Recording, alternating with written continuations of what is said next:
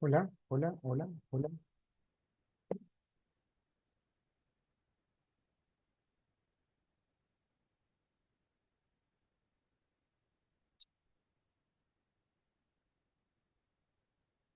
¡Ajá, jóvenes! ¿Cómo están?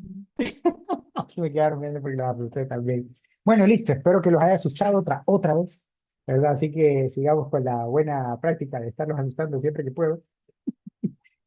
Jóvenes, hoy vamos a hacer la clase de esta manera, siempre de forma virtual, pero esta vez un poco más remota porque no vamos a estar en vivo haciendo la interacción, pero aún así necesitamos aprovechar todo el tiempo posible ya que tenemos no solamente el inicio de la unidad 3 sino que casi que es la conclusión. Tenemos poco tiempo, ya que como nuestra clase es los domingos, tenemos apenas creo que 2 o 3 domingos para completar todo el material que tenemos que revisar. Por ende, hoy va a ser un poco más intensa la explicación, con el propósito de que también ustedes tengan de referencia no solamente ese video, sino que lo puedan ver en cualquier otro momento y el próximo domingo que nos veamos, nos enfoquemos también en nuevamente revisar y repasar estos conceptos, pero enfocado también en la implementación, de forma que sí, podamos ir avanzando tanto en la comprensión de todos los fundamentos y luego en cómo vamos a utilizar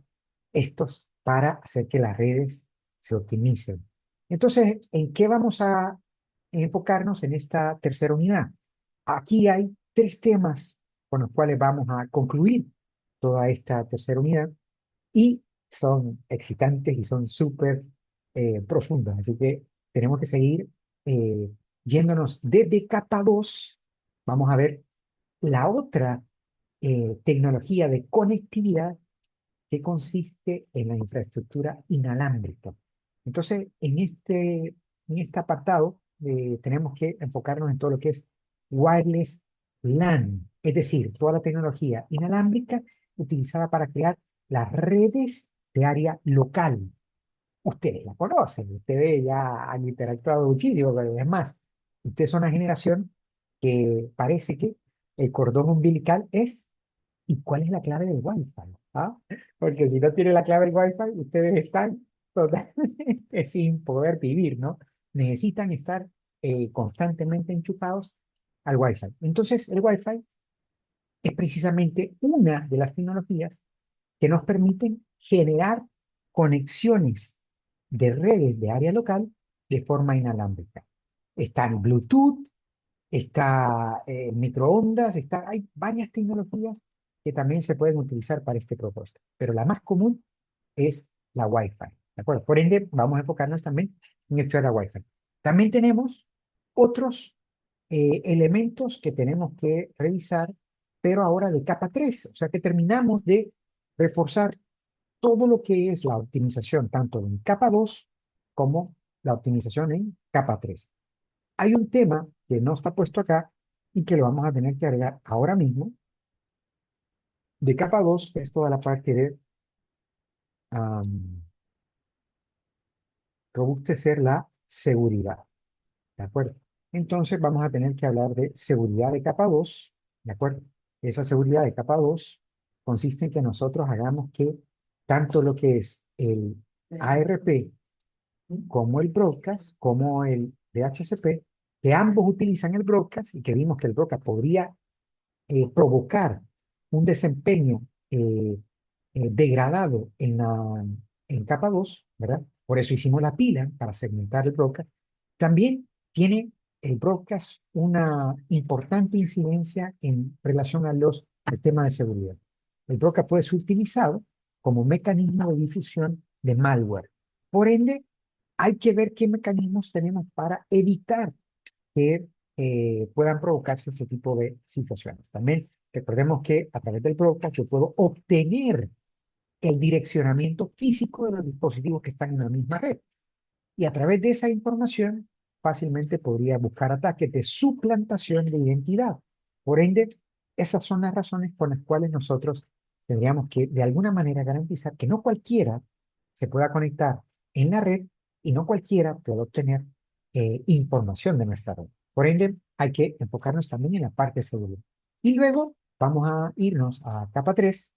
Y en capa 3 tendríamos que hablar de diferentes tecnologías, que es un reto, ¿verdad? Que esto también, algunos de estos elementos, no lo van a encontrar en la currícula de Cisco, pero me parecen igualmente necesarios que se toquen para que ustedes puedan llegar, pues, con mucha cañaña a todos los entornos corporativos, allá donde les toca hacer práctica, o allá donde ahora ya están trabajando, o allá donde quieran ustedes trabajar, o allá donde ustedes quieran, pues, caminar por el emprendimiento y montar algunas soluciones relacionadas con las redes.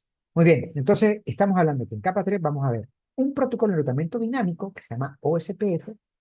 Vamos a hablar de un mecanismo de seguridad también, que son las listas de control de acceso, y un mecanismo con el cual terminamos de cerrar aquellos conceptos que vieron ustedes en CCNA1, relacionados con el subneteo, relacionados con las direcciones privadas de capa IPv4 y las direcciones públicas de IPv4. Ese mecanismo que también ustedes lo conocen porque, como mis hijos, que pasan quejándose de que, papi, poneme, mira que tenemos NAT tipo 3, poneme otro tipo de... porque quieren que entonces tenga una conectividad mucho más inmediata con redes públicas. Pero entonces vamos a ver en qué consiste ese NAT. Si queda chance, este sí es un add-on, es decir, nos queda, es un valor agregado y nos queda chance, también me gustaría poderles dotar y dar la oportunidad que ustedes puedan transitar por la tecnología MikroTik. ¿De acuerdo? Que eso nos ayuda a que no solamente hemos comido Cisco, sino que también podemos también masticar y dar soluciones utilizando infraestructura MikroTik, ¿verdad? Los conceptos no cambian, es como los lenguajes de programación. El algoritmo no cambia, el pseudocódigo no cambia, lo que cambia es cómo lo implemento, ¿de acuerdo? Los comandos que utilizo, etcétera, pero el funcionamiento, tanto de lo que hemos visto para Cisco, es aplicable totalmente para MikroTik. Y ahí está lo importante de haber aprendido no solo a implementar en Cisco, sino comprender qué es lo que estamos implementando y cómo funciona, porque esa es la base de cualquier otro producto o cualquier otra tecnología de conectividad que nosotros vayamos a utilizar. A mí, por ejemplo, les cuento, me ha tocado trabajar con equipo Motorola, con equipo Netgear, con equipo etcétera, ¿verdad? Y yo no conozco de esos equipos y no me importa no conocer. Es más, me ha tocado equipos que no sé para nada, pero sé qué es lo que tiene que funcionar y sé qué es lo que tiene que dar como resultado. Por ende, basta con que, así como cuando aprenden a andar en bicicleta, no importa que le den bicicleta de llantas chiquitas, llantas grandes, no importa, pues se montan y ya saben andar porque saben cómo funciona. Listo, esa es la idea. Entonces, si queda chance, pero yo es una aspiración que tengo, que podamos entonces también revisar ese elemento. Bien, para que hablemos de Wi-Fi, se hace necesario que nosotros también comprendamos las diferencias con la tecnología. Hasta ahorita nos habíamos interesado en comprender la tecnología de conectividad alámbrica. Es decir, hemos estado trabajando con un switch, hemos estado trabajando con cable recto, cable cruzado, cable UTP, cable STP, cable FTP, etcétera. ¿De acuerdo? Pero ahí creo yo que tampoco enfocamos tanto nuestra atención en las señales eléctricas que suponen viajan a través de estos medios de conducción eléctrica, medios de transmisión de comunicaciones que se basan en la electricidad para poder comunicar los mensajes que nosotros codificamos a través de diferentes canales. No era tanto ese el foco, pero resulta que en la parte inalámbrica, sí se hace necesario que conozcamos la naturaleza de las señales y su comportamiento, porque no hay un medio físico que transporte esas señales. Entonces hay que entender cómo se mueven y cómo se difunden esas señales, porque de no entenderlas, no vamos a saber qué está pasando con la red. No vamos a saber por qué en la parte inalámbrica pasan cosas que en la alámbrica no pasan, ¿de acuerdo? Entonces ahí se hace necesario que comprendamos la naturaleza de las señales. Es decir, tenemos que bajar hasta capa uno para que nosotros entendamos cómo funciona realmente la comunicación inalámbrica. Por ende, lo primero que vamos a estudiar va a ser que en las comunicaciones inalámbricas lo que tenemos es una onda. Esto que está acá, feamente dibujado, no sé por qué, ¿verdad? Pero esto que está acá es una, estoy tratando de darles a entender que esta es la típica señal inalámbrica que utilizamos para poder comunicarnos entre dos dispositivos. Es decir, entre el access point y su computadora, entre la antena de Tigo y su teléfono, lo que están enlazándose es una señal que puesto en un plano como este, ¿verdad? Que tiene un eje vertical y un eje horizontal, veríamos una señal que se mueve eh, primero hacia, con una cresta ascendente y luego con una cresta descendente. La misma cresta. Acá porque me salió dibujado muy feicito, pero esto es una onda, ¿de acuerdo? Esto le conocemos como una onda electromagnética, ¿de acuerdo? Esto que tiene aquí, que está coloreado, esa es la energía electromagnética, o sea que el borde de la señal lo único que nos pinta es hasta dónde llega la onda, ¿de acuerdo? Pero todo lo que está bajo esa onda es la energía electromagnética con la cual va a lograr transmitir la información, va a poder viajar en el espacio, va a poder viajar distancias, va a poder entonces llegar hasta un punto remoto sin necesidad de que ese punto remoto esté a la vista o sin necesidad de que ese punto remoto realmente se dé cuenta por dónde está la señal o que tenga que ver, es que el rayo está por acá, entonces me tengo que salir para conectar. No, no importa dónde esté esa señal, al llegarlo, entonces le va a transmitir esa energía y en esa energía es que nosotros logramos recibir la información. Entonces, por eso es importante entender esta señal. Entonces, esta cresta positiva y esta cresta negativa dibujan una onda. Y esta onda, digamos, en este eje que está acá, le llamamos el eje temporal. Es decir, la onda se mueve en el espacio, es decir, en la geografía, pero también en el tiempo. O sea, se mueve en el tiempo. Entonces acá, esta onda que está acá, acá diríamos que ahí, si aquí, en este punto que está acá, ha pasado un segundo, diríamos que esta onda tiene un hertz. Hertz es la unidad con la cual nosotros dimensionamos la rapidez con que la onda se mueve. Se mueve en el tiempo. Una onda que se mueve rápido en el tiempo es una onda de alta frecuencia.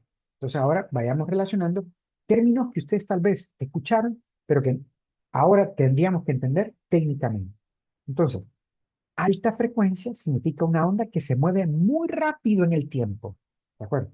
Porque entonces significa que hay, ahora esta mide un hertz, pero en vez de moverse en un segundo, se mueve en medio segundo, es decir, a la mitad del segundo ya hay una onda, como esta azulita que está acá, significa que en la otra mitad del segundo va a haber otra onda. Entonces ahora van a ver, esa va a ser de 2 Hertz. Se mueven 2 ondas por cada segundo. Y si en vez de esa haríamos que en la mitad, como esta rojita otra vez que está acá, entonces, y esta otra que está, y otra que, ahí serían 4 Hertz. ¿De acuerdo? 4 ondas que se mueven en un segundo. Entonces, cuando nosotros hablamos de 1000 Hertz, o que tal vez ustedes lo han escuchado como 1 kHz, entonces estamos hablando de 1000 ondas en un segundo. Pero si hablamos de 1 GHz, estamos hablando de 1000 millones de ondas en un segundo. O sea, es una frecuencia que se mueve exageradamente rápido. Se imaginan en un segundo 1.000 millones de ondas. Es extremo. Sería una onda que se mueve tan rápido que es muy, muy rápido. Bueno, eso en primer lugar. Es la frecuencia, es la velocidad con la que se mueve la onda en el tiempo. En el tiempo. Bien. También hay otro concepto. El concepto de que este que está acá, la cresta mayor y luego la cresta menor, también se desplaza en el espacio, en la distancia, ¿de acuerdo? Entonces, en el espacio o en la distancia, ya no lo hablamos de en el tiempo, sino en la distancia, a eso le llamamos que esa es la longitud de onda, ¿ok? Longitud de onda. O sea que la longitud de onda es cuánta distancia tiene que recorrer la onda para completar una onda.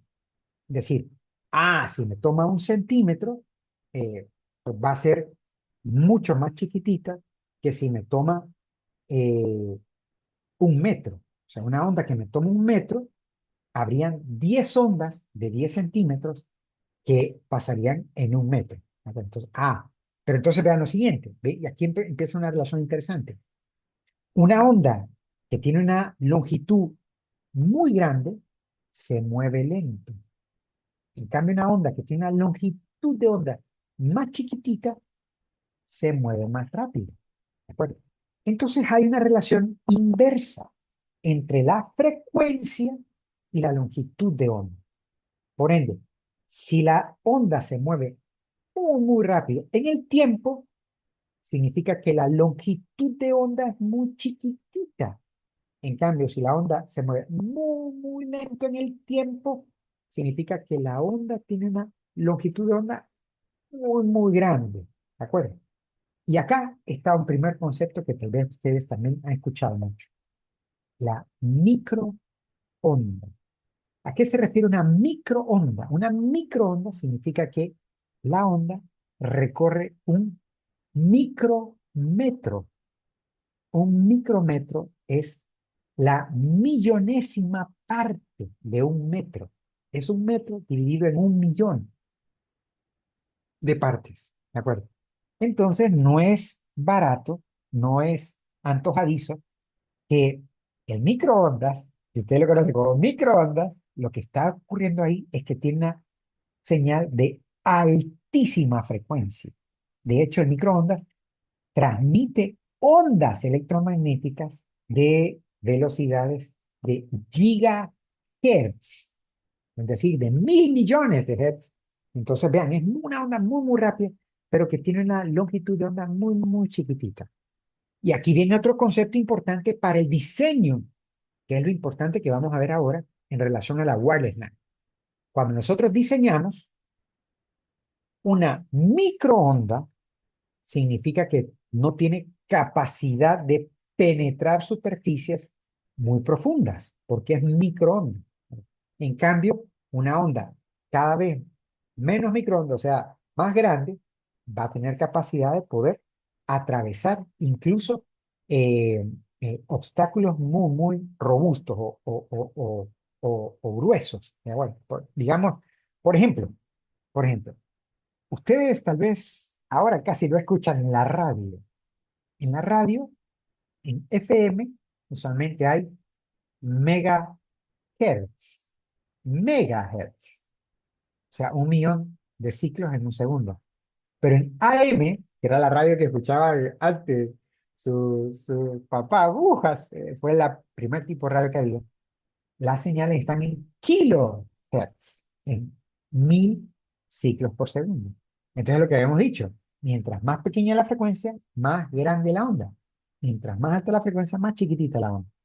Las señales AM son tan grandes que son señales kilométricas. Por eso la señal del radio AM, ustedes empiezan a escuchar, van de viaje de Tegucigalpa a San Pedro Sula o de San Pedro Sula a Tegucigalpa, ustedes ponen una radio AM y casi, casi que se pueden hacer todo el viaje de Tegucigalpa hasta San Pedro o viceversa, escuchando la misma estación. Porque la señal es tan grande que puede abarcar enormes distancias. ¿De acuerdo? En cambio, las señales de FM, por ejemplo, somos la mera yema, 99.7, la radio de todo. Entonces, van por ahí, van saliendo de San Pedro y ya perdieron la señal. ¿Por qué? Porque la frecuencia es mucho más alta, entonces la señal es más pequeña y logra coberturas menores. Ahí también la razón por la cual un radio con el que voy a transmitir señales electromagnéticas para hacer la conexión de datos de las computadoras, usualmente son gigahertz. Por eso la cobertura va a ser de algunos cientos de metros. De hecho, la más grande que tenemos ahorita es de 300 metros. Pero 300 metros es mucho mejor que la señal alámbrica incluso, porque la señal alámbrica por UTP solo alcanza 100 metros. Entonces vean que al final, aunque tiene una cobertura pequeña, no como los radios AM que pueden cubrir kilómetros de distancia, esta apenas abarca 300 metros, pero 300 metros es muchísimo como tecnología para el propósito de redes LAN, porque las redes LAN y lo que está como estandarizado, que es Ethernet, que funciona con cable UTP, solo pueden 100 metros. Y 100 metros es un tercio de lo que puede un radio inalámbrico. Entonces resulta que en este caso, aunque sean microondas, cae muy bien porque tiene una cobertura relativamente cercana a lo que es las señales alámbricas tradicionales. ¿De acuerdo? Entonces, acá repasamos los conceptos. Tenemos frecuencia, frecuencia es la rapidez con que la onda se mueve en el tiempo.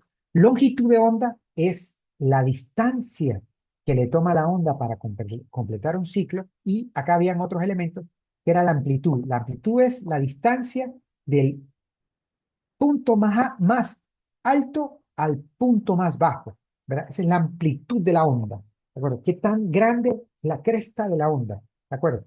Y hay otro concepto que este es muy importante en la física, para nosotros da igual, que es la velocidad de la onda. Es decir, al final, cómo se mueve la onda parece que es una constante, que es todas las ondas electromagnéticas se mueven a la misma velocidad, que es la velocidad de la luz, ¿de acuerdo? Entonces, esta señal inalámbrica cuando viaja de un punto A un punto B, se mueve a la velocidad de la luz. Literalmente, se mueve a la velocidad de la luz.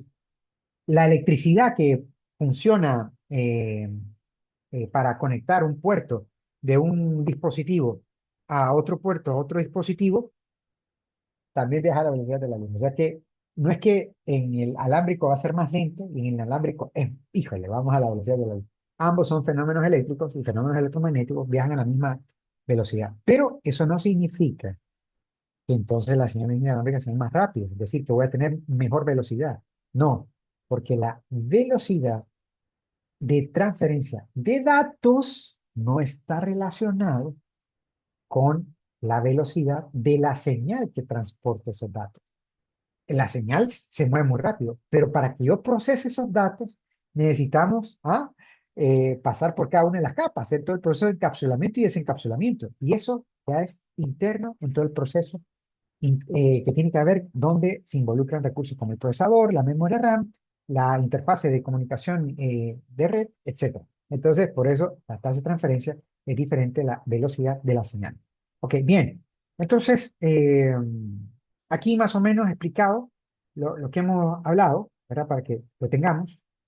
Entonces, es importante esos conceptos de forma general. ¿Por qué? Porque ahora vamos a ver precisamente estas tecnologías.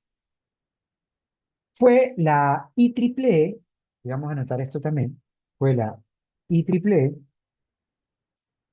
quien es la entidad que desarrolló todo el estándar de 802.1 y 802.2, que es todo lo que conocemos como redes LAN, perdón, como redes Ethernet, y que esta es una tecnología LAN, ¿verdad?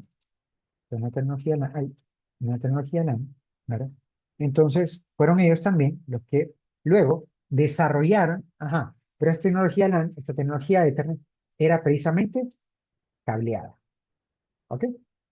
Entonces, ellos también desarrollaron la tecnología Ethernet, pero para ser transportada por inalámbrico. Inalámbrico. ¿De acuerdo?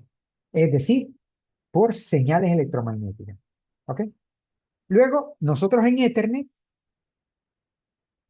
no vemos que hayan diferentes versiones de Ethernet. Apenas Ethernet, Fast Ethernet, Gigabit Ethernet, pero no significa que tengamos diferentes versiones de Ethernet de 802.1 y 802.2. No, no hay diferentes versiones.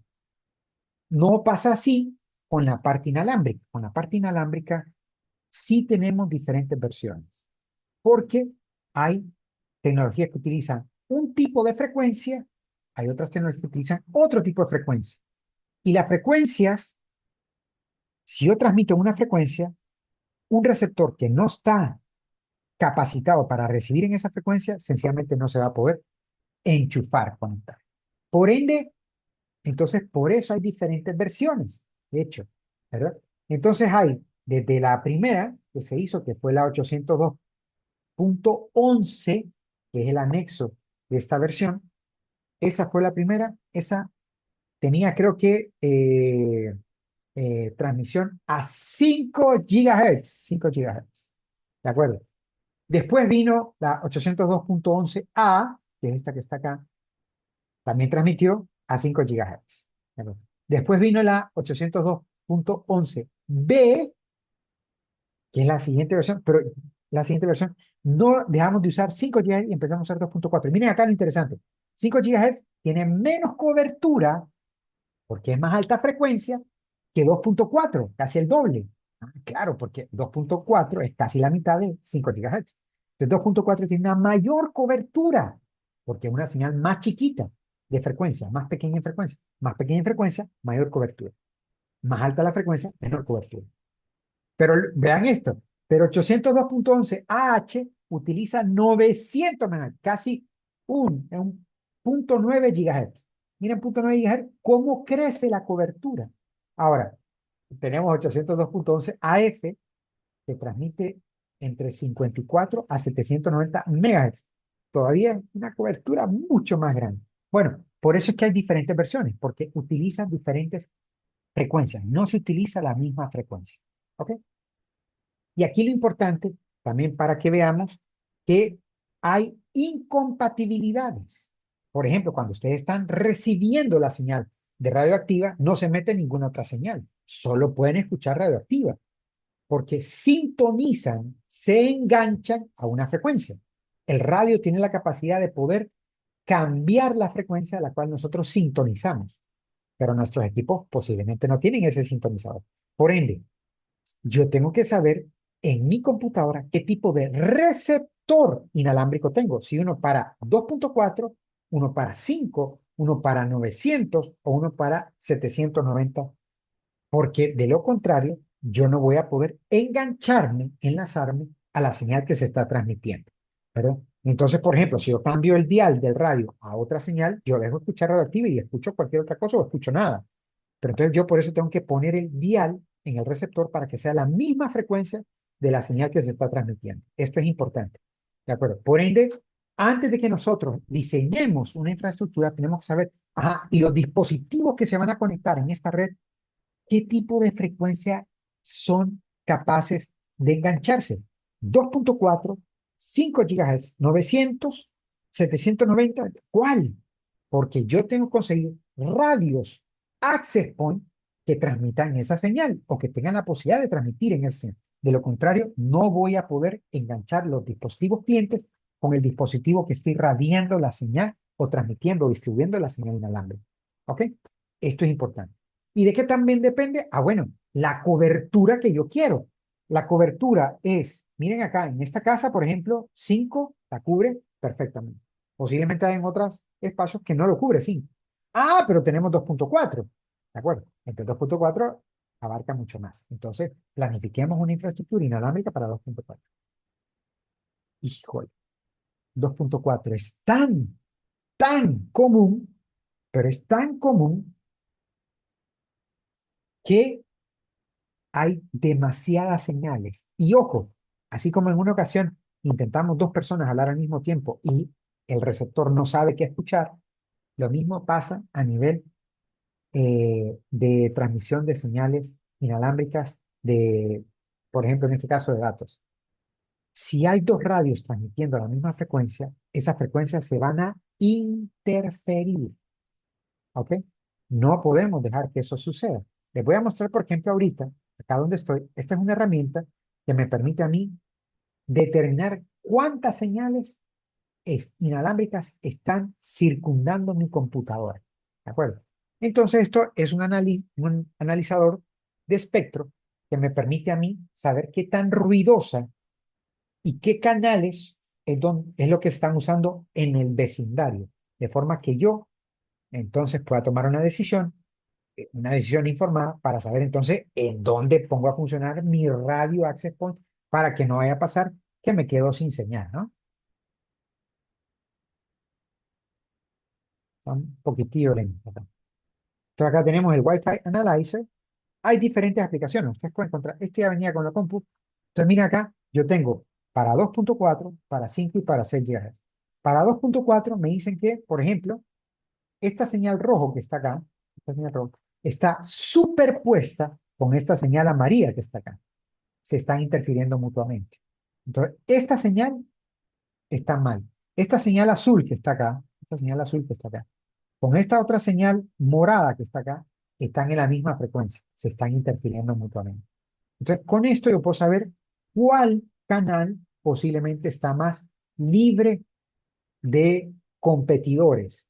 Y yo tendría que colocar mi radio en una frecuencia que tenga libertad de que no esté otra señal superponiéndose. Esta verde con esta color como melón, ¿de acuerdo? También se están superponiendo, se están interfiriendo mutuamente, ¿de acuerdo? Entonces, con esto yo puedo saber más o menos cómo está por aquí el entorno y que yo pueda tomar decisiones correctas para configurar los equipos o los radios a los que voy a transmitir. Los AP transmiten una frecuencia y los receptores son capaces de buscar en qué frecuencia está transmitiendo el radio con el que yo me quiero conectar y entonces engancharme a ese canal. Es decir, como el auto-tuning, ¿de acuerdo? Como la autosintonización, que permite que entonces el radio se enganche, porque hay diferentes frecuencias. Aquí están, estos le llamamos canales, desde el canal 1 hasta el canal 15. En 2.4 hay apenas 15 canales, con los cuales se me permite a mí, eh, pues, tener 15 opciones diferentes donde yo puedo transmitir la señal inalámbrica. ¿Ok?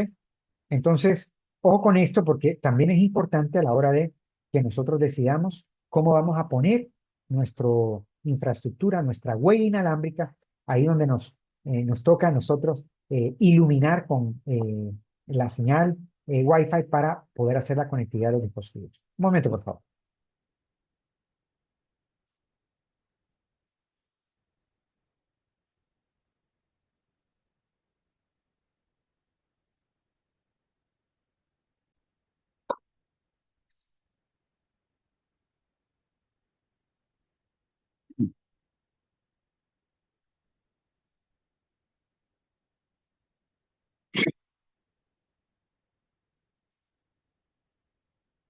Y también podríamos ver entonces qué es lo que pasa en caso mi receptor, mi computadora, puede recibir señales en 2.4, en 5 y también en 6 GHz. Y en 5 vean, usualmente 5 GHz está mucho más libre, mucho más, no está tan saturado. Por ende, claro, pero ¿cuál es la desventaja? Tiene menos cobertura. ¿De acuerdo? Entonces puede ocupar más radios, access point, más radios para poder cubrir tal vez la misma área o lograr la misma huella que podría dejar un radio de 2.4. Son situaciones que tenemos que tener en presente a la hora que nosotros decidamos con qué tecnología vamos a lograr cubrir la necesidad de conectividad inalámbrica. ¿Ok? Bien. Viene entonces lo siguiente. Lo siguiente es, por ejemplo, este caso, esta situación. En esta situación he tratado de dibujar, ¿verdad? Hay diferentes huellas inalámbricos porque el ejercicio parte primero solo viendo que acá hay diferentes cubículos, ¿de acuerdo? Y la pregunta habitual hubiera sido, hey, ¿dónde pongo los radios? Entonces algunos hubieran podido pensar, no, póngalos ahí. Digamos, tenemos una nave, tenemos un área que queremos cubrir, entonces podríamos hacer la misma pregunta cuando se nos va la luz, ¿verdad? Y tenemos una sola candela, una vela, ¿dónde la ponemos? La ponemos en medio para que ilumine, ¿verdad? Todo el área y que, pues, de alguna manera haya homogeneidad en la iluminación. Bueno, usualmente ese es un criterio que también se utiliza, ¿no? Para poder hacer un baño de una zona, para que logremos la máxima difusión, lo ponemos en medio, ¿verdad? Pero no, en inalámbrico nosotros tenemos primero que saber dónde van a estar los usuarios y el interés es dónde van a estar los usuarios. Lo mismo pasa con las redes celulares, con las celdas celulares de los telefonía móvil, donde las colocan donde están los usuarios. No la ponen en todo el país. Pero no es que vamos a ponerlo para que ilumine esto, no, sino donde están los usuarios, donde están los abonados. Lo mismo pasa acá. Las tenemos que colocar donde estén los abonados. Ese es digamos que el primer criterio de diseño que tenemos que tener. ¿Dónde van a estar los usuarios?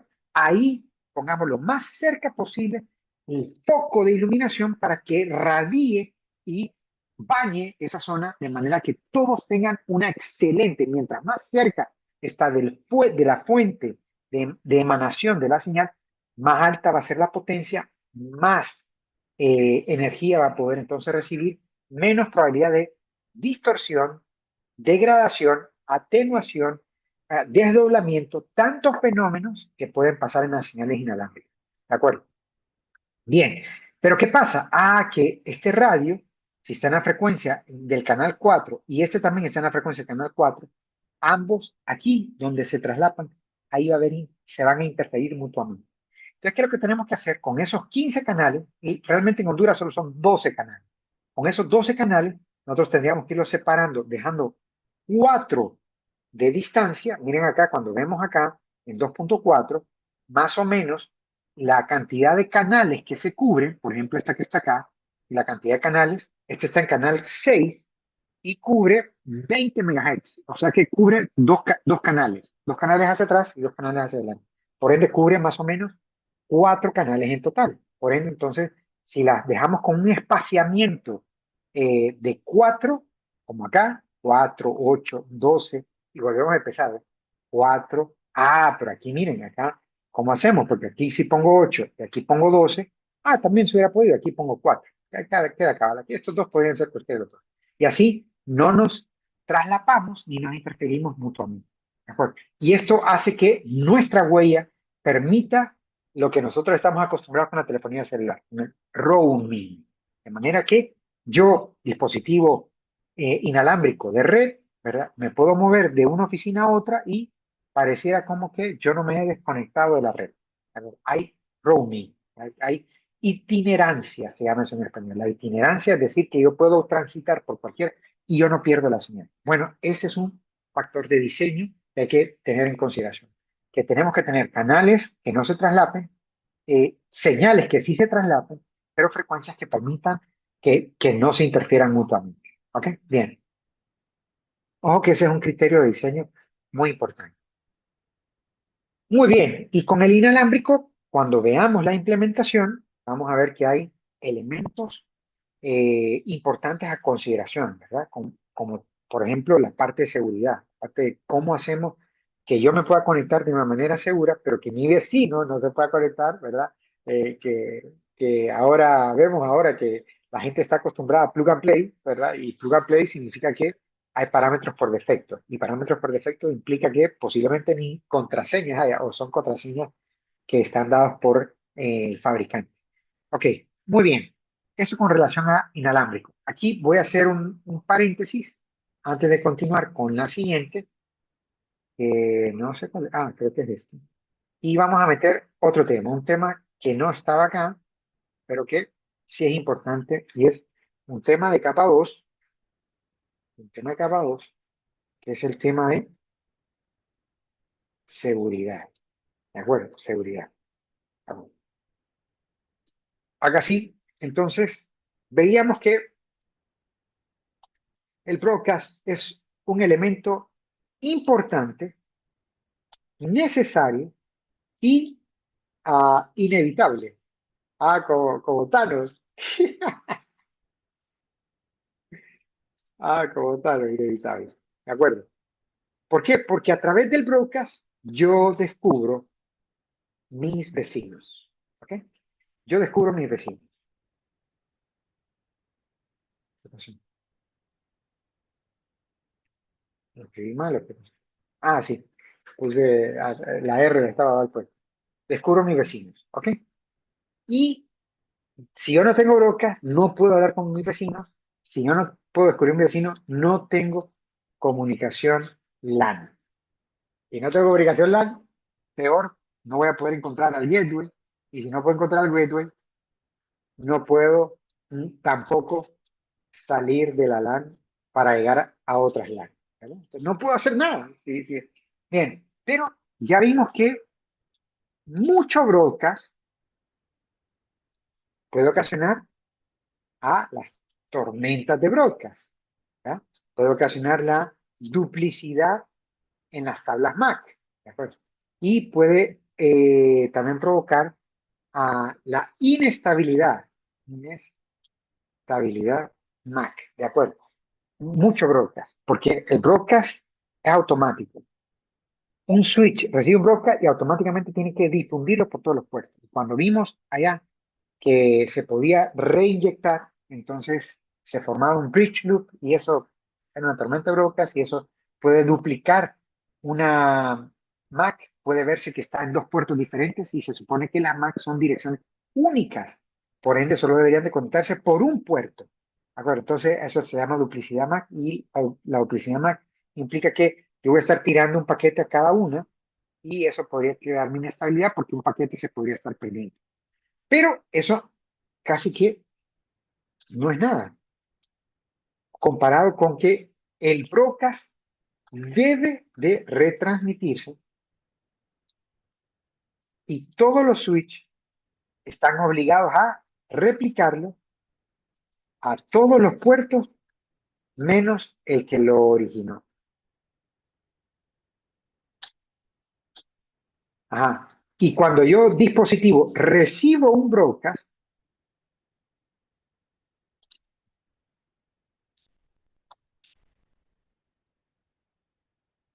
yo debo responderlo. ¿Ah? Tengo que responderlo, ¿verdad? No, no me puedo quedar callado. Mira, me mandaron un broadcast, es decir, un paquete con el que están preguntando si yo soy tal dispositivo o que revele mi dirección MAC y tengo que revelarlo, pero estoy obligado. Por ende, este comportamiento en el cual, y la pregunta más importante, ¿y quién es el broadcast? Que esta es la más trascendental. ¿Y quién es el broadcast? El broadcast es nadie y somos todos.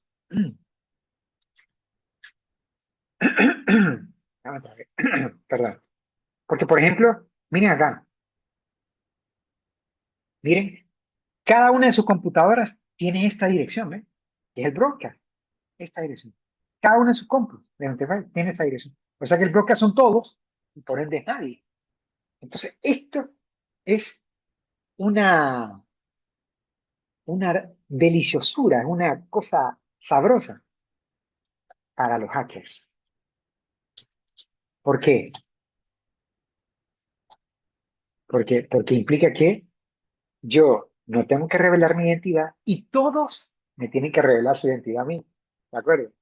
Porque si yo inyecto un broadcast, todos me tienen que responder, todos van a responder, no necesariamente a mí, pero todos van a responder, y nadie sabe quién preguntó, porque el broadcast puede ser cualquiera, y es ninguno.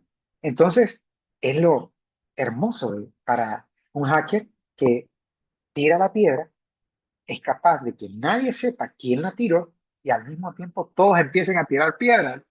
Entonces aquel empieza, fulano es este, y aquel es otro, y entonces empieza a anotar toda la información que recibe de capa 2. ¿Y qué información recibe? Por ejemplo, la dirección MAC. Y hay direcciones MAC que son bien interesantes, como por ejemplo la dirección del gateway, que ya dijimos que el gateway es un eslabón delicado y frágil en la red LAN. Si se cae el gateway, yo no tengo comunicación con nadie. Por eso hicimos HSRP, para que podamos tener alguna manera de superar esa deficiencia en la red. Ah, y por el gateway pasa toda la comunicación que va fuera de la red. O sea que él se entera de todo lo que quieren hablar con otros. ¿Ah? ¿qué pasaría si yo suplanto al gateway? Y me hago pasar, hey, yo soy el gateway. Y todos me empiezan ¿por qué? Porque yo capturé la MAC del gateway y les digo, hey, yo soy la MAC del gateway. Y yo voy a estar recibiendo paquetes. Y esos paquetes me llegan a mí sin que yo los pida. Y aquellos creen que yo soy el gateway. Y mientras tanto me están informando y yo estoy recopilando información. Ah, pero no solamente eso. Y si yo fuera el DNS, también. Y si yo fuera el otro más peligroso, el DHCP. ¿Por qué el DHCP? Porque el DHCP server entrega direcciones IP. ¿Y qué tal si yo les digo que yo soy el DNS y que yo soy el gateway? Ah, entonces me van a preguntar todo a mí. O sea que quien se vuelve también servidor de DHCP puede provocar una suplantación y puede provocar una captura de la red. Yo puedo volverme dueño de la red a través del DHCP. Ok, muy bien. Entonces, todos estos mecanismos hacen que nosotros tengamos que buscar estrategias para poder solventar. La estrategia que nosotros vamos a utilizar es a través de la plantilla que Cisco ha dispuesto para todos sus puertos en un switch que se llama Switchport Port Security. En esta plantilla, Switchport Port Security, nosotros vamos a poder establecer qué MAC se puede conectar. Y si usted no es esa MAC, usted no va a poder conectarse. Por ende, puedo decir, nadie puede suplantar esta MAC porque si usted se empieza a decir que es otra MAC address, no la que ya me había dicho, yo lo voy a cortar. Bien, establece qué MAC se puede conectar. Y en caso de violación, apareja una acción restrictiva, que puede ser bloquear, bloquear el puerto, apagar el puerto y o denunciar al puerto. ¿Ah? Puede ser desde simplemente bloquee el puerto, apague tan drástico como que apague el puerto, ya no deje que nada de esa comunicación pase, o simplemente avisarle a los usuarios para que, hey, mira, aquel te quiere hackear, anda a agarrarlo ahorita, él ni se va a dar cuenta que lo están denunciando, que soplaron que él estaba tratando de suplantar, para que nosotros lleguemos y capturemos infraganti con las manos en la masa a quien está tratando de hacer ese tipo de situación. ¿Okay? También me permite a mí establecer la cantidad máxima de Macs que se pueden conectar. ¿De acuerdo? También me permite establecer, no, solamente, esas dos acciones son las más importantes. ¿Ok? Eso lo vamos a trabajar también con esta plantilla Switchport por Security en los switches para que veamos cómo funciona. Esto es para evitar esto que estaba acá, ¿verdad? Lo de utilizar la Mac para suplantar, ¿verdad? Y que nosotros nos hagamos pasar por algún dispositivo interno. Pero hay otro mecanismo, ¿de acuerdo? Hay otro mecanismo que también está relacionado con el uso del broadcast.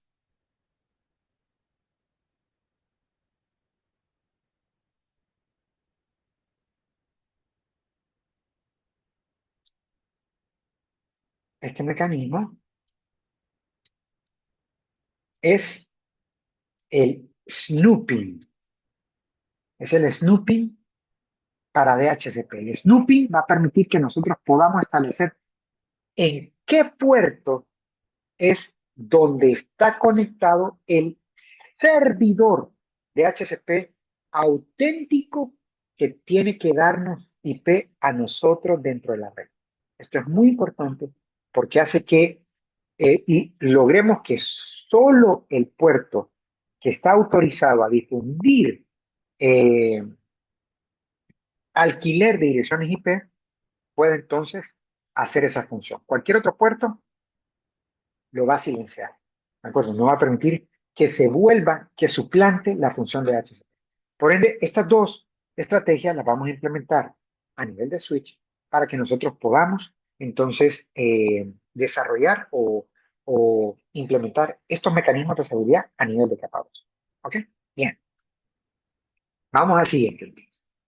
Ya pasamos inalámbrico, ya pasamos seguridad este día va a ser de conceptos, de conceptual, van a hacer un laboratorio y la otra semana que estemos juntos vamos a empezar a implementar.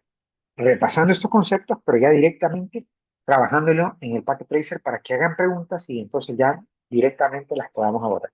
Hoy, como les dije, por esta situación personal, pues no podía estar con ustedes directo. Vamos a la siguiente. Qué increíble, esta es buenísima. ¿De acuerdo? Habíamos estudiado ya IGRP, ¿ok? Ya lo estudiamos IGRP y vimos que era excelente. Vimos RIP también, vimos que era excelente. Bueno, hacía un poco de routing loops, IGRP es mucho mejor, ¿verdad? Am, y nos faltaba ver otro protocolo que es increíblemente robusto y de hecho es la razón por la cual IGRP es tan bueno. IGRP sin OSPF no hubiera sido tan bueno. A mí me fascina OSPF porque es el protocolo que enarbola un algoritmo que es el algoritmo que mejor nos define como informáticos porque fue hecho por la persona que más aportó a las ciencias de la computación, que se llama Edgar Dijkstra. ¿De acuerdo?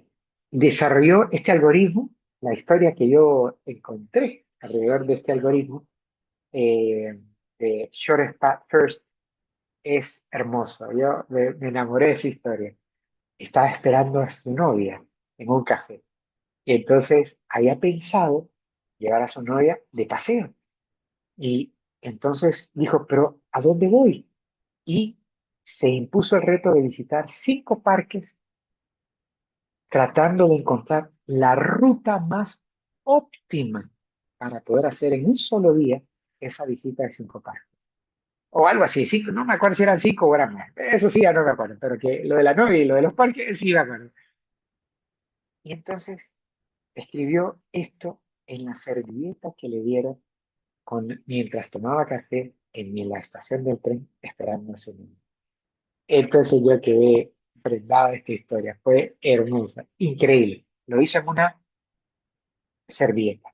Bueno, el paper que él presentó, de hecho él decía después que él se sorprendía que esto le dieran tanta relevancia si esto lo hizo en una servilleta, y decía él, ¿ah? Tanto era la grandeza que él consideraba esto como algo sin importancia. Este algoritmo es por la razón por la cual nosotros tenemos hoy en día Internet. Sin OSPF, nosotros no seríamos capaces de tener ah, infraestructuras que son capaces de descubrir rutas óptimas para poder hacer la conectividad de tal. Pero que si se cae esa ruta óptima, él es capaz ya de descubrir otras rutas, tal vez no tan óptimas, como lo hacía IGRP, que lo estudiamos ya, y que le permitía a él rápidamente entrar en comunicación con ese dispositivo a través de otra nueva ruta. ¿De acuerdo? Entonces, ¿qué podemos decir de OSPF? Es el acrónimo de Open Shortest Path First. Uno de los primeros donde la P no significa protocol, ¿ah? Y que la P no es la última, como RIP, como IGRP, como ARP, como un montón de HTTP, como FTP, como todos los protocolos que tiene P, ¿no? En este caso es abrir el camino más corto primero. Creo que así sería la traducción libre que aplicaríamos sobre esto. Abrir el camino. Aquí es lo interesante, que dice, no cualquier camino, voy a abrir el camino que es más corto primero.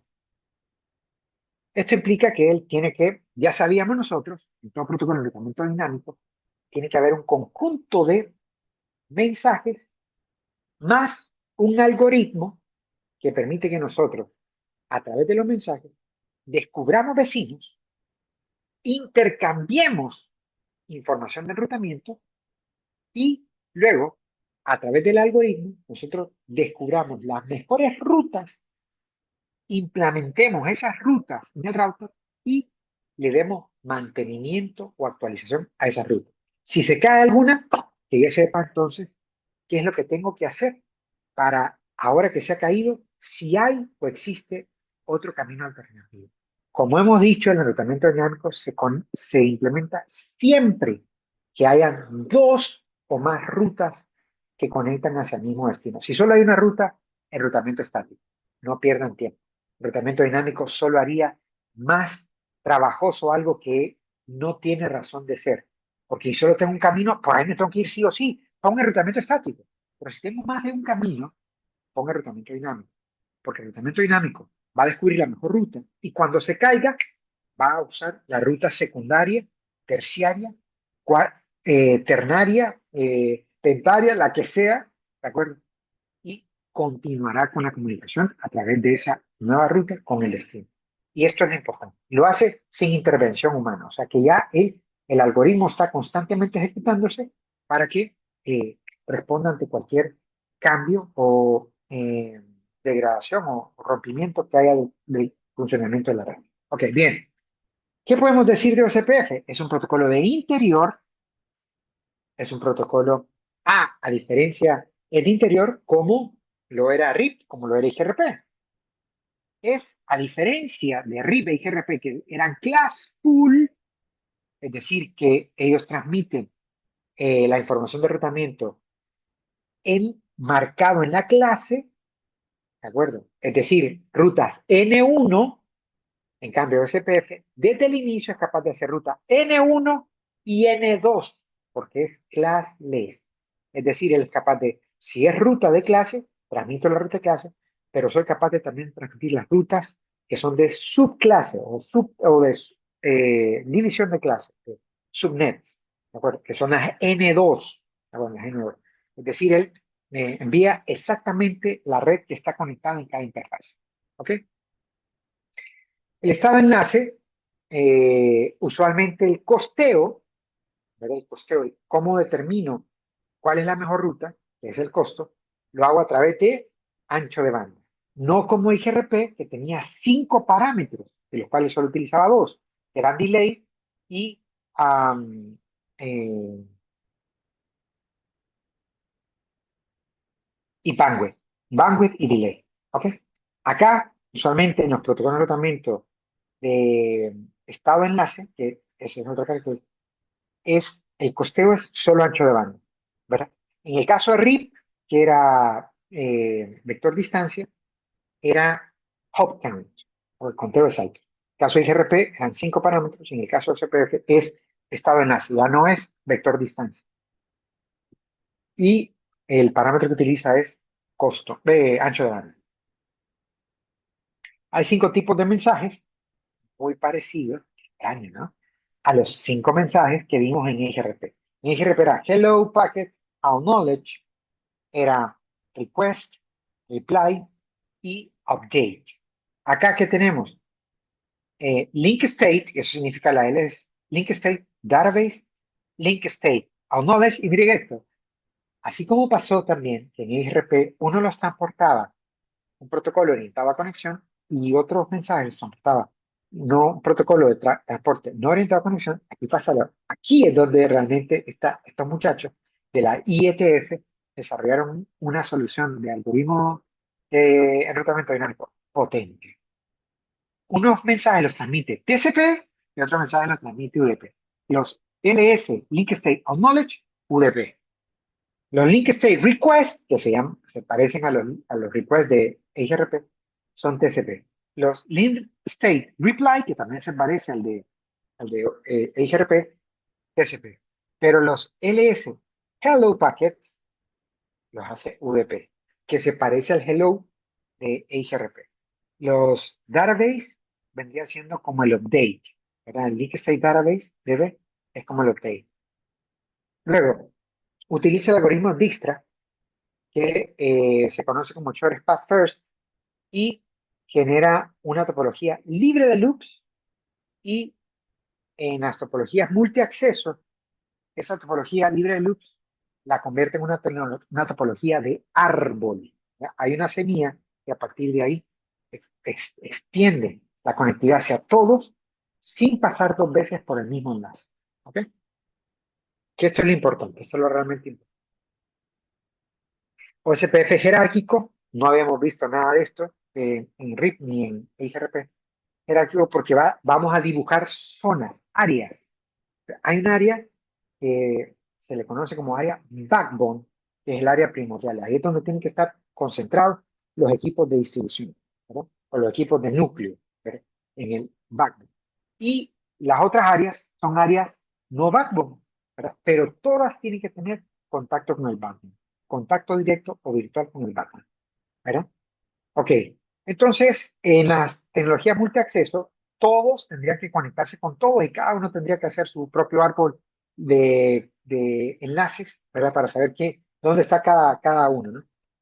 Eso hace que en topologías multiacceso el funcionamiento, la convergencia, el hacer que todos tengan la misma información de enrutamiento es demasiado cansado. Entonces, o demasiado costoso computacionalmente. Entonces, ¿qué es lo que hace? Que am, se instauran dos roles, bueno, tres roles. Ojo, recuerden que en EIGRP lo que encontramos era un sucesor, que era el router gateway, y un feasible sucesor, que era el segundo mejor router gateway. Acá no estamos hablando de eso. Acá estamos hablando de que van a haber tres roles en el clúster OSPF. Uno va a ser DR, Designated Router, que funcionaría como el router principal. De hecho, es el único que tiene todas las rutas. De ahí habría un Backup Designated Router, que sería el respaldo del Designated Router. Es, en caso de que se caiga el Designated Router, el Backup Designated Router ya no tiene que esperar a que me pasen la información. Yo ya sé cuál es la información y ya puedo entrar en funcionamiento. Para eso sí implica, para eso sirve el Backup Designated Router. Y después todos los demás son DR Other. ¿De acuerdo? Ojo que esto es multiacceso, ¿verdad? Porque esa es una de las cosas difíciles y diferentes entre OSPF o entre los protocolos de estado enlace y los protocolos de vector distancia. Los de vector distancia son extremadamente fáciles de implementar. OSPF ya no es tan fácil. Tiene diferentes formas de implementación.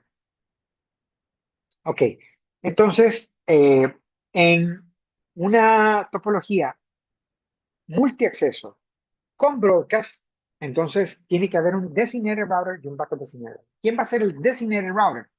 Algo parecido a lo que hacíamos con STP. Allá en STP teníamos el Bridge ID. Aquí en OSPF vamos a tener el Router ID. ¿Ok? Allá en STP, el Root Bridge, que así le llamamos, era el que tenía la prioridad y la dirección más pequeña, o el Bridge ID más pequeño. En cambio aquí, en OSPF, ah, el Designated Router va a ser el Router ID más alto que se tenga, el más alto, o el que tiene mayor prioridad, que cambia, ¿ok? Tiene un propósito que ya lo veremos en la práctica, lo estudiaremos bien ahí. Entonces, acá dice, no, no, no, el que tenga el mejor Router ID, así como allá había la elección del Root Bridge, para saber quién tenía el mejor Bridge ID, el más pequeño, perdón, el más pequeño Bridge ID, aquí pasa lo mismo, nada más que en vez de buscar el más pequeño, busca el más alto. ¿De acuerdo? Entonces dice, no, no, no, pásenme todo el Router ID para ver quién va a ser el que, el que tiene que ser el Router ID. Ah, entonces todos empiezan a comparar, ah, yo recibí esta y ven ahí quién es el que tiene la más. No hay empates, tiene que haber solamente uno.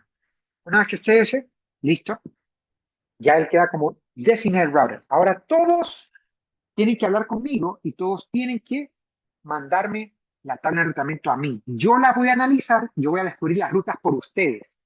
De manera que todos me entreguen a mí la información y yo la voy a estar enrutando a los diferentes. Y se va a poner como raíz y va a generar un árbol topológico para la conectividad con cada una de las redes a las que quieren llegar. Algo así como un gran hub, un gran gateway. ¿De acuerdo? Bien. Eh, pero, ¿qué pasa? Que hay una fragilidad, lo mismo que decíamos con el gateway. Si se cae el designated router, se pierde toda la conectividad. Entonces, al mismo tiempo que se elige el designated router, también se logra identificar quién es la segunda mejor dirección, ¿verdad? Porque no hay empate. Entonces, la segunda mejor dirección va a ser el backup designated router. Todos también le envían al backup designated router toda la información para que él haga su árbol de conectividad libre de loop, y que entonces ya lo tenga disponible. Si se cae el designated router, no hay problema. El backup designated router automáticamente pasa el designated router y todo sigue as usual. ¿De acuerdo? No hay ningún problema.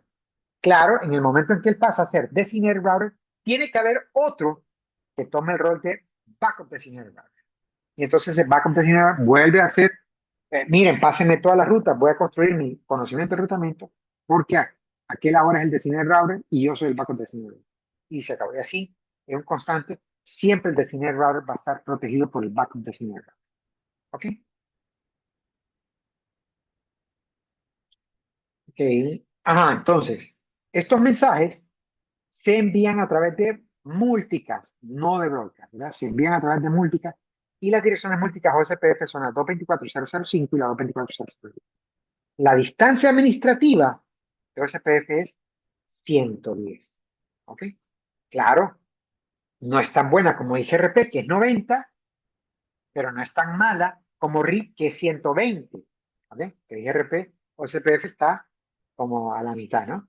Claro, para mí OSPF es mucho mejor que IGRP. Aparte que OSPF es open source. ¿De acuerdo? Entonces se puede conectar con cualquier dispositivo. Todos los dispositivos que tengan un mínimo de funcionamiento de routing en alguno de sus dispositivos tienen que implementar OSPF. Porque OSPF es lenguaje universal de enrutamiento en los backbone de proveedores, ¿no? Para que lo implementemos. Bueno, aquí un poco la elección, como decíamos, ¿verdad? Hay N cantidad de rutas, todos hablando con todos, mientras no hagamos lo del backup designated router y designated router, estamos así. Aquí ya el,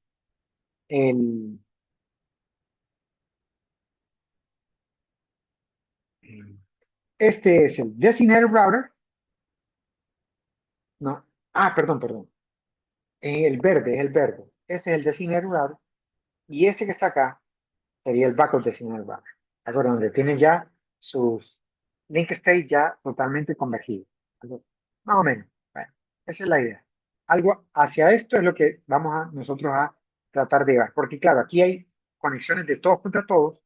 Todos tienen que sacar su árbol topológico. Todos se van a tardar tiempo y no termina siendo tan eficiente como este que rápidamente se puede mover de un designated router a un backup designated router. Ok. Lista de control de acceso, joven. Pues ya vimos capa 3. Ahora vamos con lista de control de acceso. Vale decir que la lista de control de acceso es el primer mecanismo de seguridad que se implementó. Es decir, el primer mecanismo orientado exclusivamente a la seguridad de la red. Con las listas de control de acceso es exactamente lo mismo lo que ocurre allá cuando estamos tratando de entrar a la universidad y nos piden la identificación. Hey, ¿usted quién es? Para ver si puede ingresar o no. Las listas de control de acceso sirven para filtrar información. ¿Ok? Hay de varios tipos. Hay listas de acceso estándar y listas de acceso extendidas. Son las que vamos a estudiar. También hay listas de acceso numeradas, hay listas de acceso nombradas. También hay listas de acceso complejas o transitivas, ¿verdad? Hay diferentes formas de clasificar las listas de acceso. ¿Ok? Las listas de acceso funcionan como una estructura condicional múltiple. Ahí cuando vieron el lenguaje de programación, la estructura de control switch, una lista de control de acceso es como una estructura switch. Él va pasando por cada una de las políticas ASL y donde se cumpla, hasta ahí llega, pero va pasando una por una. ¿De acuerdo? En un orden jerárquico.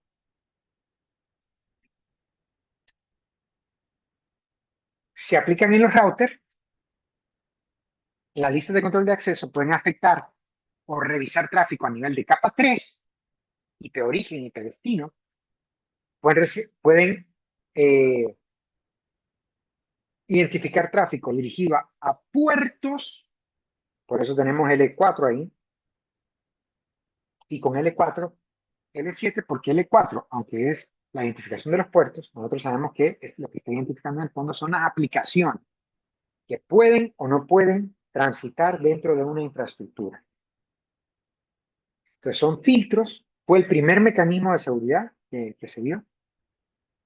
Entonces resulta que hay listas de acceso estándar. Las listas de acceso estándar son aquellas que solo son capaces de filtrar la condición de origen de IP, solo el origen. No pueden constatar el destino, ni el puerto, ni nada. En cambio, las listas de acceso extendidas son las que van a permitir direccionamiento, origen y destino, número de puerto, origen y destino, ¿de acuerdo? Que nos van a permitir entonces también identificar protocolos de aplicación que deseo que funcionen. ¿Ok? Las listas de acceso estándar pueden ser nombradas y numeradas. ¿Ok?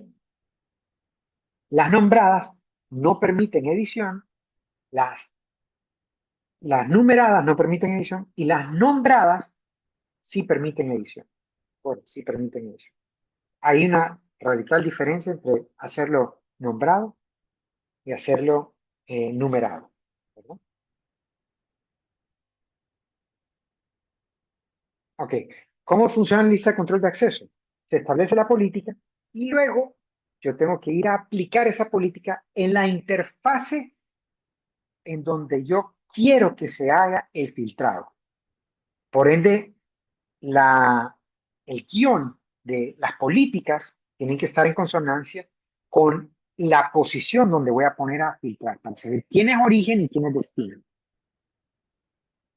En cambio, las listas de acceso extendidas son un mecanismo de control mucho más versátil, amplio y flexible. Tengo direcciones IP, origen y destino. Puedo filtrar solo por una, puedo filtrar por ambas. Tiene número de puerto que me permite identificar servicios como DNS, HTTP, etcétera. ¿De acuerdo? Y pueden ser las extendidas también numeradas o nombradas.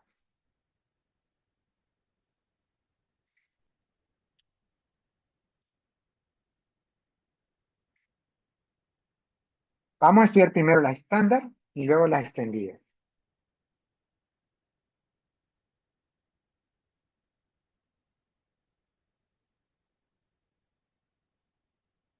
Acá, lo importante que hablábamos, ojo, que una vez que voy a implementar una política, tengo que saber en dónde la voy a aplicar. ¿Por qué?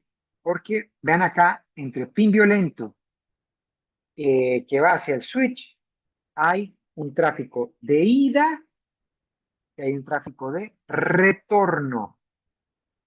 Y siempre se origina la comunicación desde el lado del cliente. Ah, porque si es del lado del cliente, este que es el violeta, anaranjado, este es el origen y este es el destino para el violeta. Pero para el verde es al revés. Para el verde, este es el origen y este es el destino. Entonces, no es lo mismo que yo idee una política donde el origen puse una dirección IP y el destino puso esta dirección IP, y en vez de que eso concuerde con en dónde estoy revisando ese tráfico, ¿verdad? Sencillamente yo pensé, no, pero como tiene que retornar, si lo bloquea, si no lo bloquea en uno, lo bloquea en el otro. Bueno, no, porque las políticas funcionan de acuerdo a que usted sabe a quién está colocando como origen y a quién está colocando como destino. En este caso, en el caso violeta, este es el origen, en el caso verde, este es el origen. ¿Ok?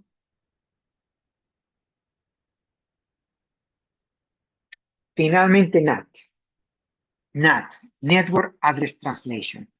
Network Address Translation, jóvenes, es un mecanismo que surge como un fix para el agotamiento de IPv4. Se está agotando IPv4, ya no hay más IPv4. ¿Qué hacemos?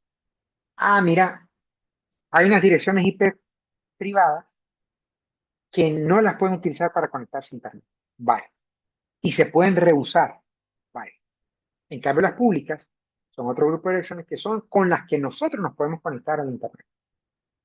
Entonces resulta que tiene que haber un mecanismo que traduzca, que cambie, que esta IP, que es origen, pero que no se puede conectar a Internet, vaya el paquete como que si salió de esta otra IP, que es la IP del dispositivo que tiene acceso a, ¿verdad? O que tiene conectividad con ese destino.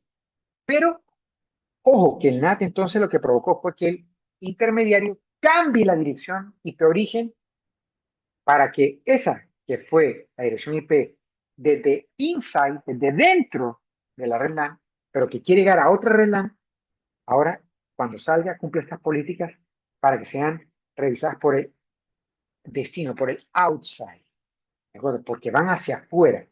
No es lo mismo IP origen inside que la IP origen outside, ¿ok? O viceversa, ¿verdad? Que no es lo mismo la IP destino que la IP origen, ¿no? No es lo mismo. Bien, entonces IPv4 hace que las direcciones IP internas, que casi siempre deberían de ser una LAN, pero podría ser una WAN perfectamente, sean las que entonces direcciones privadas. Y en cambio las tecnologías WAN, Wide Area Network, la tecnología que me permite conectarme con el proveedor, ahí sea una dirección pública. Si se traduce todos los dispositivos a una sola dirección pública, a eso se le conoce como Port Address Translation, PAT, ¿ok? Pero PAT no es el único mecanismo que utiliza NAT. Hay otro mecanismo que utiliza NAT también. Hay dos mecanismos que utilizan NAT. El otro mecanismo es el redireccionamiento de puertos de capa 3, de capa 7, bueno, que es de capa 4, pero que lo podemos llamar de capa 7. ¿Verdad? Es, esto, um, um, el forwarding de paquetes se suele utilizar, por ejemplo, en aquellas situaciones en las cuales yo tengo un servidor de videovigilancia y yo quiero acceder desde internet a él, pero no quiero que lo haga por el mismo puerto que ha definido el fabricante, sino por otro que soy el único que sé cuál es ese puerto. Entonces, el redireccionamiento permite que se me... También el NAT se puede implementar como NAT estático, donde una IP privada se convierte a una IP pública también como ese estático, como dinámico, donde un grupo de direcciones privadas, LAN, Ethernet, se convierte a otro grupo, tal vez más reducido, de direcciones públicas, pero que eh, van como rotándose las sillas en las cuales puede salir hacia afuera, ¿no? De las IPs que puedo usar para poder transmitir.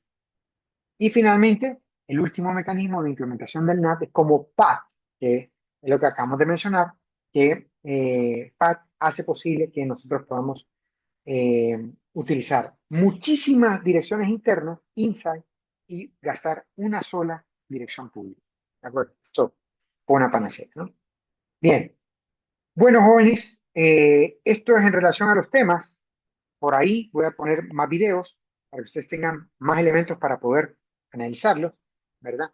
Repasen este video para que repasen conceptos y ojo también que ya hay actualización de la unidad 3. Ya tenemos habilitado el foro que vence hoy o vence mañana, pero háganlo. No, no vence el día ya. La guía que tiene que comenzar mañana, aunque no estemos juntos para comenzar la guía, que es la última guía, esta es la última, no hay más, ¿verdad? Más adelante voy a hacer otra para que podamos poner también una guía 8 ahí. Acá están los temas que estamos viendo, ¿verdad? Aquí falta OSPF, aquí falta NAT, aquí falta ACL, que también ya lo voy a colocar.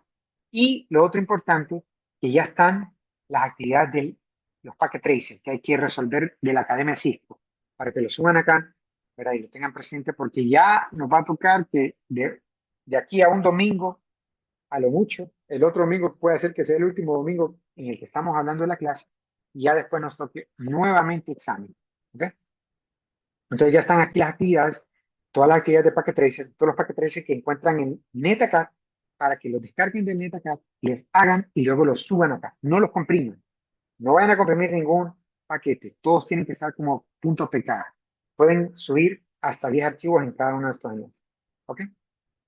Bueno, jóvenes, qué gusto. Bueno, no los estoy viendo, pero espero yo que así como me pasa a mí, a ustedes también les dé gusto que nos veamos, aunque sea solo los domingos de vez en cuando, ¿verdad? Esta vez les pido disculpas nuevamente y gracias por la comprensión de que hay una situación que me supera, pero no podía dejar de transmitirles lo que vamos a ver en esta unidad y que entonces lo vayan repasando para que nos vaya muy bien en el examen. Bueno, jóvenes, nuevamente, gracias, se cuidan.